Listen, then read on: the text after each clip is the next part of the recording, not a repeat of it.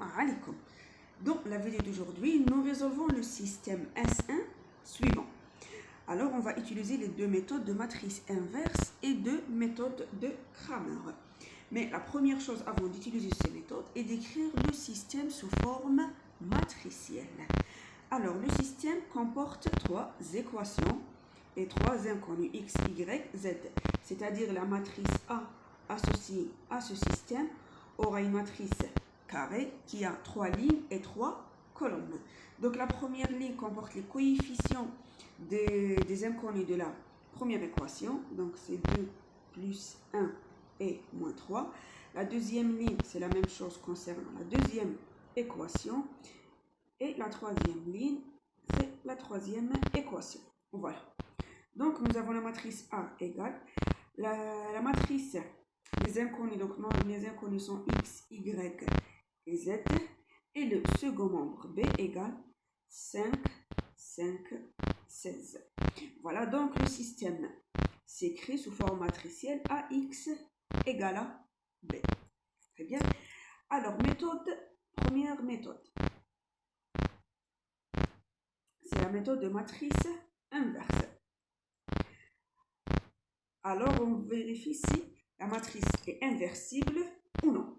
Pour ce faire, on va calculer le déterminant de la matrice A. Alors, le déterminant de la matrice A, c'est le déterminant de ce. Donc, on utilise les barres. Donc, c'est 2, 1, moins 3, 3, moins 2 et 2. 5, moins 3, moins 5. Alors, là, alors on voit les composants, donc les inconnus, les coefficients de la matrice, pardon. Donc, nous avons 1, 2, moins 3, nous avons moins 1 ici. Donc, vous choisissez. Alors, pour moi, je vais calculer je vais travailler avec la troisième colonne. Donc, je vais faire apparaître des zéros dans la troisième colonne. Alors, on a moins 1 ici. Donc, pour disparaître le moins 3, on va multiplier la troisième équation. Donc, on va troisième ligne fois moins 3. Pardon, donc fois moins 3. Et la deuxième, ensuite, pour faire disparaître le 2, on va multiplier la troisième fois 2. On fait la somme. Alors, multiplions, je reste toujours avec le rouge, donc multiplions la troisième équation par moins 3 et ajoutons à la première équation. Donc nous aurons en principe 2 plus, voilà c'est moins 15 plus 2, ça nous donne moins 13. Ensuite moins 3 fois moins 3, ça nous donne 9 plus 1, 10. Et là nous avons 1 0. Pour la deuxième ligne, donc on multiplie la troisième ligne par 2 et on l'ajoute à la deuxième. Donc là, nous avons 2 fois 5 égale à 10 plus 3, ça nous donne 13. 2 fois 3, moins 3, moins 6, moins 2, moins 8. Et là, nous avons 1, 0. Et la dernière ligne reste telle qu'elle est, donc 5 moins 3 et moins 1. Voilà, donc on fait le développement suivant. Le troisième élément de la troisième, donc le troisième élément de la troisième ligne et la troisième colonne. Donc le déterminant de la matrice égale moins 1 à la puissance. Donc on est dans la troisième ligne et la troisième colonne, fois le coefficient, il ne faut pas l'oublier, moins 1, fois déterminant de la matrice moins 13. 13, 10, moins 8. Alors là j'ai 13 et moins 13. Donc nous aurons 8 moins 10 moins 2 fois moins 13. Alors, donc ça nous donne moins 26 fois moins égale 26. Donc, le déterminant de la matrice égale à 26 est différent de 0. C'est-à-dire que la matrice A est bien inversible. Donc là, on peut utiliser inversible. Donc là, on peut utiliser la méthode de la matrice inverse. Alors, comment faire? Il faut calculer la matrice inverse. Donc, A moins 1 égale quoi? Égale 1 sur déterminant de la matrice A fois transposé de la comatrice. Donc, A. Alors, voilà, comment calculer la comatrice ou matrice cofacteur, nous avons fait ça dans la vidéo des matrices inverses. Alors, faisons les calculs de l'inverse. Donc, 1 sur déterminant de, donc A sur A moins A égale 1 sur déterminant de A transposé de comatrice. Alors, là, on va développer suivant la première et la première colonne. Donc, ça nous donne 2 plus 6, ça nous donne 8. Ensuite, nous avons là, alors là, nous avons plus, moins plus, moins plus. Donc là, je vais un peu vite pour vous habituer des calculs. Ensuite, là, nous avons moins 3, moins 10. Donc, ça nous donne moins 13 avec le signe moins. Donc, ça nous donne plus 13. Ensuite, première ligne, troisième colonne, c'est-à-dire 3 fois moins 3, moins 9 plus, voilà, moins 9 plus 10, ça nous donne 1.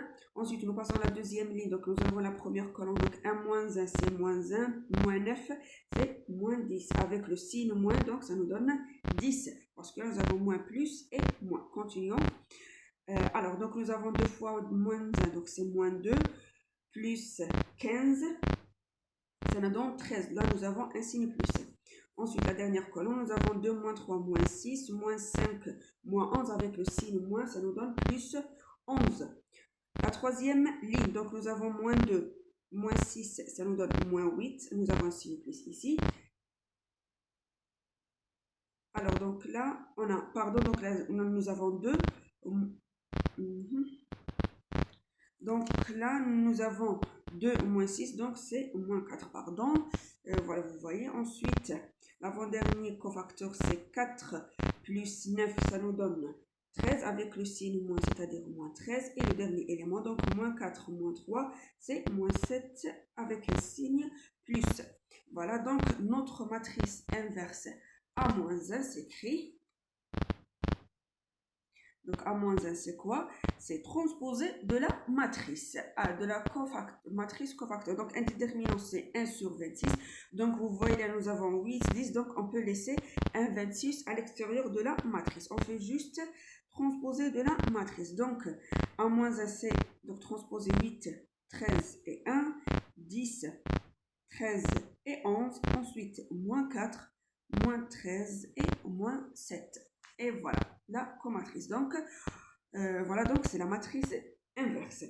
Maintenant, pour calculer x, donc on va appliquer A-1 ici et A-1 ici. Donc, nous avons A-1 fois A, ça nous donne l'identité. L'identité fois x, donc ça nous donne x. C'est-à-dire que x égale A-1 fois b. Et A-1, c'est la matrice qu'on vient calculer. Donc, c'est 1 sur 26.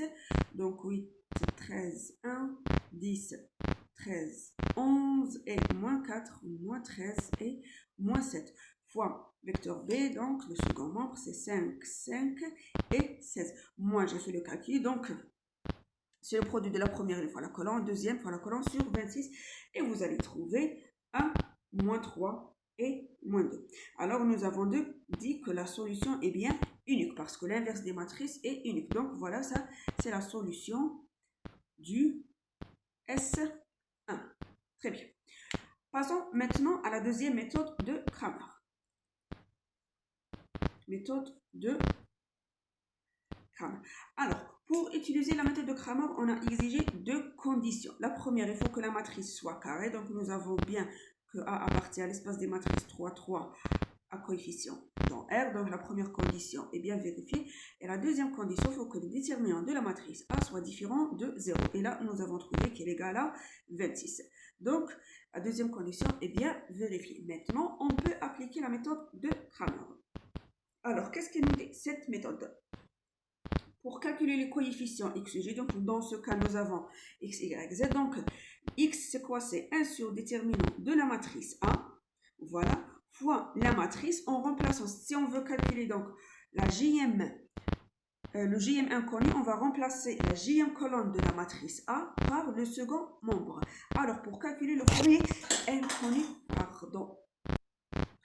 pour calculer le premier inconnu qui est x, donc nous allons remplacer la première colonne qui est 2, 3, 5 par le second membre, c'est-à-dire 5, 5, 16. Et nous gardons les 2 dernières colonnes qui sont 1, moins 2, moins 3 et moins 3, 2 et moins 1. Et le déterminant de cette matrice, nous aurons x, la solution, puisque la solution est unique, c'est-à-dire que la méthode de matrice inverse et la méthode de Cramer nous donnent le même résultat. Donc, après calcul, si vous voulez vérifier, donc vous allez trouver que x égale à 1. Maintenant, pour le calcul de y, c'est la même chose, c'est 1 sur le déterminant de A, c'est-à-dire 26, fois déterminant de la matrice. Donc maintenant, nous gardons la première et la dernière colonne et nous changeons la deuxième colonne puisque nous cherchons le deuxième inconnu. Donc, et on remplace par le second membre. Et voilà, nous calculons les déterminants et ce sur 26 et le résultat nous donne y égale moins 3.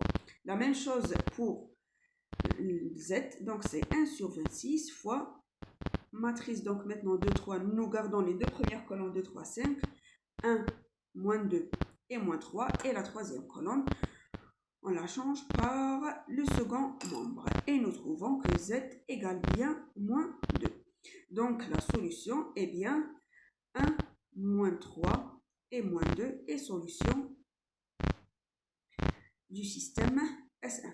Donc si vous trouvez deux solutions différentes par ces méthodes, donc sûrement qu'il y a une erreur dans vos calculs, d'accord? La solution, elle est unique en utilisant si la matrice est carrée, le déterminant est différent de 0.